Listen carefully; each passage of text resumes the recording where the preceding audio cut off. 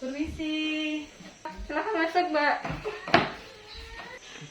Selamat pagi, Bu Dewi. Ya, Kemarin kan ada surat yang sudah saya berikan ke KUA.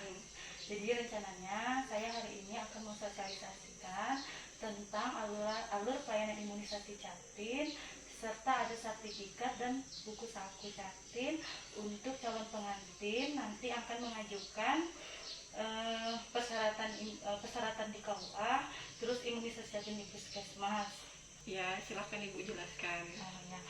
Jadi saya membawa tentang alur pelayanan, terus ada juga sertifikat sama buku saku. Jadi di sini saya akan menjelaskan tentang alur pelayanan. Mungkin nanti alur pelayanan ini setelah saya jelaskan akan saya tempelkan di kantor KUA. Jadi alur pelayanan ke depan ini Ibu adalah alur pelayanan kesehatan dan KIE Kespol bagi Jatim. Jadi yang pertama itu pasangan Jatim dia harus melalui kantor desa dulu. Setelah itu nanti ada dia ke KUA dan gereja.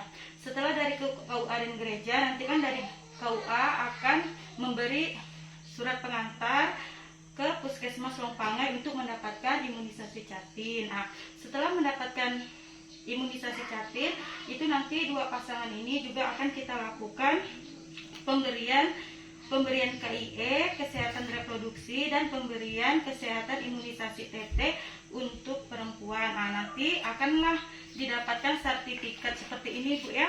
Sertifikat ini dulu kita memang pakai belangko ya Bu ya, pakai belangko. Nah, sekarang kita sudah modifikasi, jadi semua Jatim itu akan mendapat sertifikat. Nah, yang akan dikasihkan ke KUA bisa berupa fotokopi. Sertifikat ini bisa difotokopi atau yang aslinya. Nah, setelah mendapatkan semua sertifikat dari sini, dia akan melakukan kursus Jatim konseling dan pelaporan. Nah, ini mungkin tentang alur pelayanan Ibu dari Puskesmas Longpangai. Mohon nanti kerjasamanya untuk memotivasi ataupun mengedukasi calon pengantin untuk mendapatkan imunisasi Jatim. Terus kami juga di Puskesmas Longpangai akan membekali imunisasi calon pengantin kita itu tentang kesehatan reproduksi wanita setelah dia menikah untuk menambah wawasan dan pengetahuan untuk calon pengantin. Mungkin dari penjelasan saya di sini ada yang mau Ibu tanyakan ataupun ada yang masih pengen Ibu dijelaskan, mungkin bisa saya jelaskan. Ya, baik, terima kasih sebelumnya untuk bidang ini, untuk penjelasannya tadi ya. Di sini saya mau bertanya, kalau di kota-kota kan mereka sudah paham tentang imunisasi Jatim ini. Nah, di sini kebanyakan itu mereka melakukan nikah adat dulu, kemudian hamil baru menikah resmi. Bagaimana dengan imunisasi vaksinnya tadi? Terima kasih Ibu Dewi. Jadi sebenarnya imunisasi Jatim itu kita tetap berikan pada saat namanya juga imunisasi Jatim, berarti kan calon pengantin. Tapi kalau di sini memang kebanyakan saya lihat juga dia memang sudah nikah adat terus dia hamil. Nah, itu tetap dapat, tapi dia bukan lagi imunisasi Jatim, tapi dia imunisasi TT. Makanya kalau misalnya ada warga kita yang mau melakukan pengantin ataupun melakukan ini, sebaiknya diedukasi dulu untuk melakukan imunisasi Jatim, karena imunisasi Jatim ini sangat penting untuk pasangan yang calon pengantin. Yang pertama itu kan namanya juga tetanoz toxoid, itu dapat mencegahkan ibu dari sejak dini ya, dimulai dari pernikahan.